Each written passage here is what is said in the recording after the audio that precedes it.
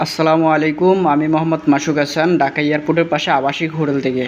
যারা আবাসিক হোটেল সম্বন্ধে জানতে চান, আমাদের চ্যানেলগুলো সাবস্ক্রাইব করে সঙ্গেই থাকুন।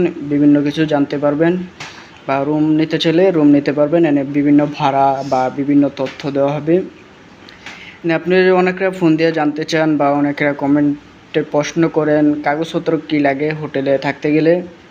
আপনি স্বামী স্ত্রী হলে বিয়ের কাবিননামা বা দুজনে আইডি কার্ড লাগবে, বা বিদেশ যাত্রী হলে দুজনে ভিসা পাসপোর্ট থাকলে চলবে, বা ফোন দিয়ে বিস্তারিত জেনে নিতে পারবেন। আর ব্যাচেলার হলে তেমন কিছু লাগবে না, বা আইডি কার্ড বা যে কোনো কাজে আসছেন, বা ফ্যামিলি যদি আপনি চিকিৎসার কাজে আসেন, চিকিৎসার কাগজপত্র থাকলে বা আইডি কার্ড বা যে কোনো কাজে আসছেন ওই ডকুমেন্টসটা থাকলে হবে।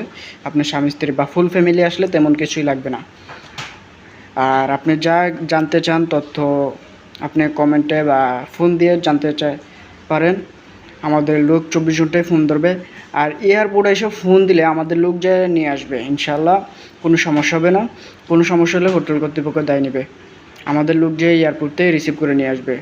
দেশ ও বিদেশ থেকে আপনারা সর্বনিম্ন ভাড়াতে আমাদের এনে রুম পাবেন ইনশাল্লাহ। আমাদেরকে ফোন দিলে আমাদের লোক যে এয়ারপোর্টে নিয়ে আসবে।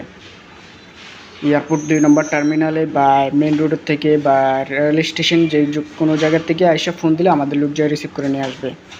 আমাদের নাম্বার 01852921 304 অথবা 017474444265। ধন্যবাদ।